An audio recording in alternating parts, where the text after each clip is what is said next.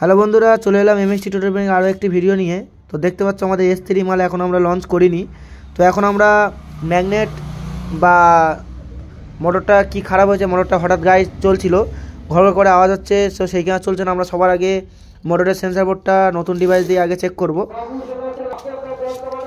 তো এবার আমরা সেন্সার বোর্ডটা চেক করব সেন্সারটা। তো এর জন্য আমাদের এই সাইডে সুইচ আছে, একটা মাল্টিমিটারের জন্য, একটা পুরো ডিভাইসের জন্য, আর একটা ম্যাগনেট টেস্টার।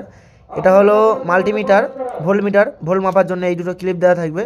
এটা হলো ম্যাগনেট টেস্টার, এটা কোয়ান্টিটি নতুন এক্সট্রা S3-তে অনেক হাই কোয়ালিটি করা আছে। চলো বন্ধুরা এবার আমরা চেক করি। তো ডিভাইসটা চেক করবো। এখন দেখতে পাচ্ছি একটা আলো অলরেডি জ্বলে গিয়েছে। এবার আমরা যখনই ম্যাগনেটটাকে ঘোরাবো, মোটরটাকে দেখতে পাচ্ছি একটা আলো কিন্তু বিলিং করছে না, এই আলোটা।